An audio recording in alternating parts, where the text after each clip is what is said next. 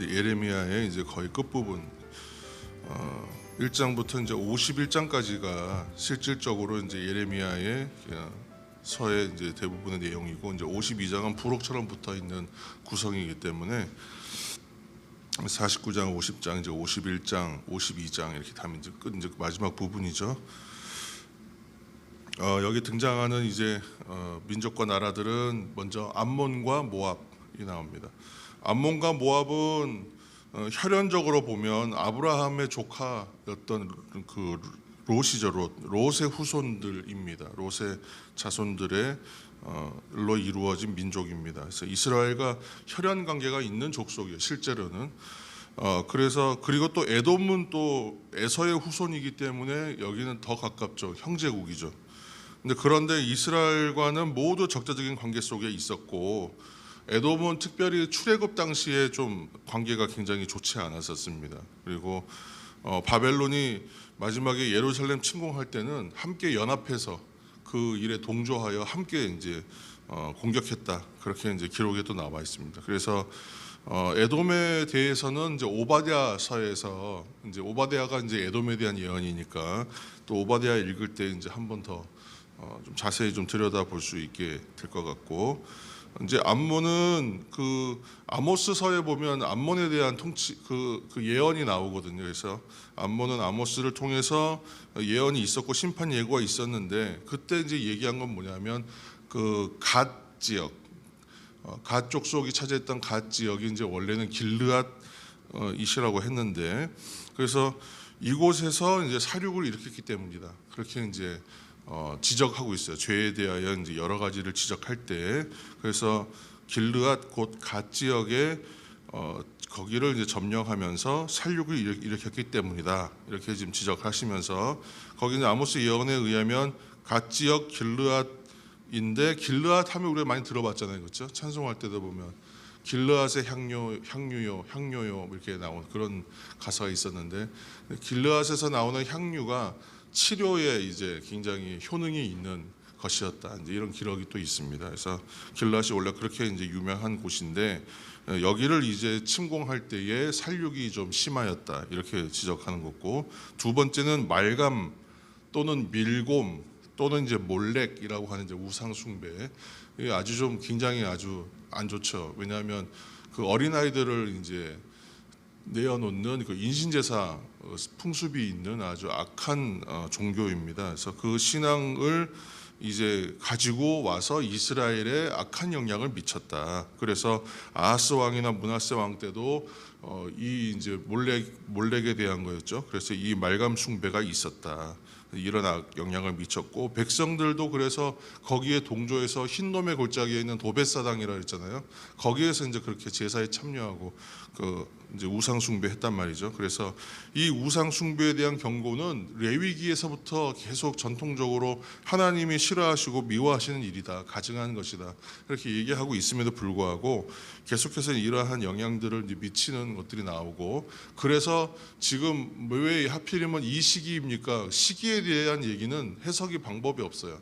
하나님의 주권이기 때문에. 그런데 이제 하나님께서 이 모든 것들에 대하여 이제 때가 되어 다 심판하신다는 거예요. 결국은 만국이 다 심판의 대상이고, 어떤 나라나 어떤 민족이나 어떤 개인도 예외가 될 수가 없다는 것을 지금 여기서 보여주고 계시는 것입니다. 그리고 예레미야는 원래 열방에 대한 선지자로 부름받았잖아요. 그래서 모든 나라에 대해서 그렇게 예언하도록 부름받았기 때문에 예레미야는 하나님이 주신 말씀을 그대로 이제 예언하고 선포하고 있는 것입니다. 그래서 공통적인 건 마찬가지죠. 그러니까 이스라엘만 심판받는 것이 아니라 이 땅에 어떠한 나라도 하나님의 심판과 주권과 역사하심에 대하여 거절하거나 외면하거나 아니면 예외일 수는 없다. 그래서 암몬과 모압과 에돔의 공통점은 우상 숭배, 그리고 하나 더 이제 안 좋은 것이 뭐였냐면 죄목이 이제 교만입니다. 그래서 이것이 심판의 이유에 해당했다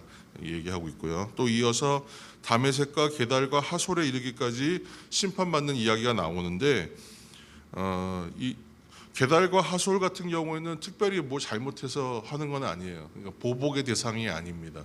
게달과 하솔은 특별히 이렇게 주변과 싸우지 않고 평화롭게 지내는 민족으로 지금 묘사가 되고 있습니다. 그런데 왜 이들까지도 심판의 대상이 되는가? 근데 지금 잠깐 메시지의 중심이 뭐냐면 하나님의 통치와 주권은 모든 열방에 미치고 온 땅에 영향을 미친다. 그래서 거기에는 어떠한 사람들도 그 심판을 피해갈 수 없고 그러한 하나님의 주권에서 예외가 없다는 것을 이제 보여주는 하나의 예로 나오는 것 같아요. 그래서 주변의 어떠한 침략이나 문제에 대해서는 우리는 아무 상관없어.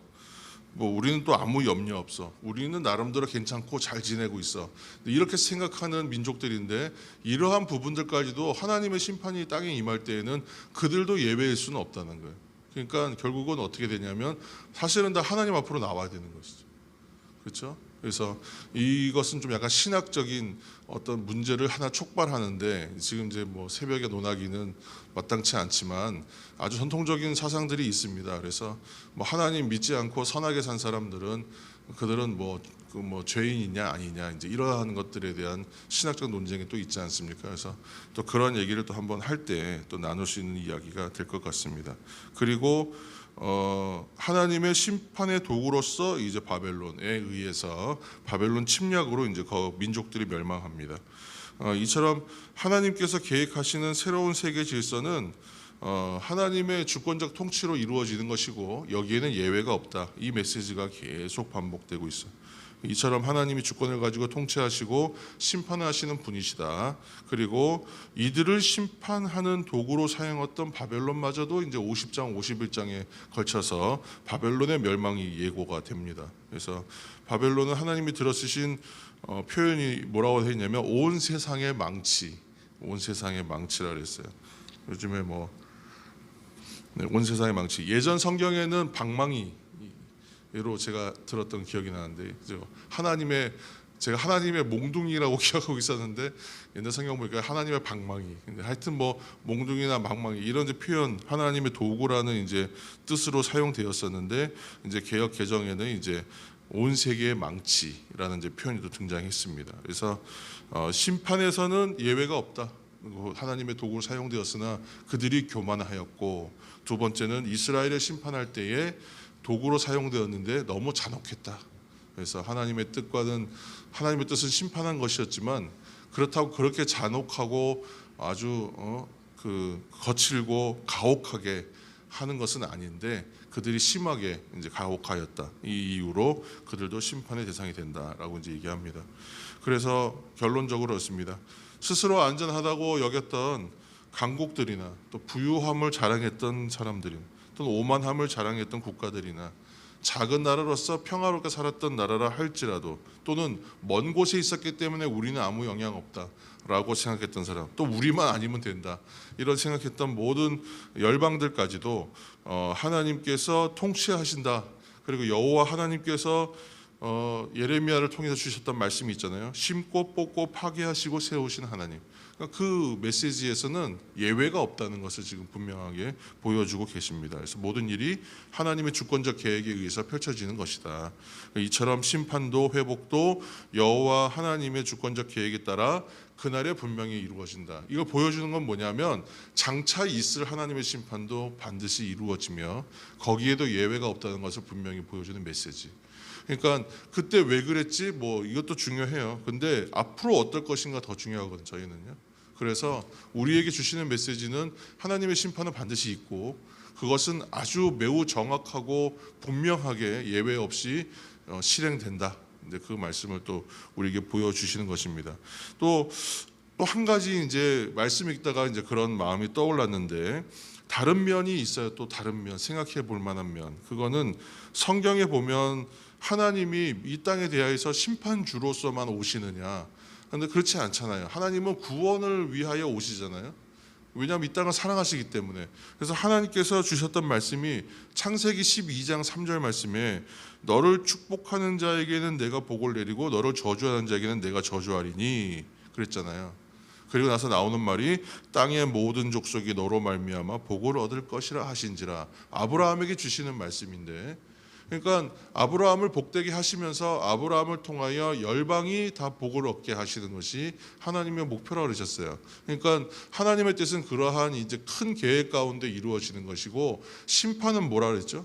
결국은 교정하고 리프레시, 다시 새롭게 하기 위한 하나님의 방법이라 그랬잖아요. 그러니까 온전치 않고 제대로 되지 않으면 하나님께서 그것을 다 엎어서라도 다시 한번 하나님께서 재편하고 재질서를 잡는 그런 과정이 되는 것입니다. 그래서 하나님께서는 사실 온 땅의 열방 모든 백성을 복되게 하시기를 원하시는 하나님이시고, 먼저 택하신 족속과 백성들을 통하여 그들이 주를 경외하는 사람이 되게 하고 하나님의 긍휼을 얻게 하고 복되게 하여 주셔서 땅 끝까지 복음이 전파됨을 통해서 온 땅의 모든 족속, 그러니까 지금 뭐 기록을 보니까 유엔에 소속되어 있는 전 세계의 나라가 195개국인가 그렇고, 올림픽에 나오는 나라를 포함하면 206개의 나라가 있다, 이 지구상에.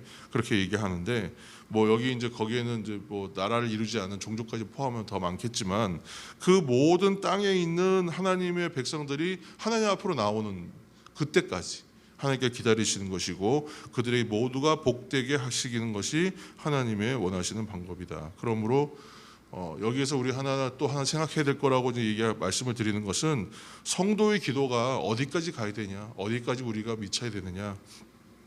온 땅이 주께 돌아올 수 있도록 기도해야 되겠구나.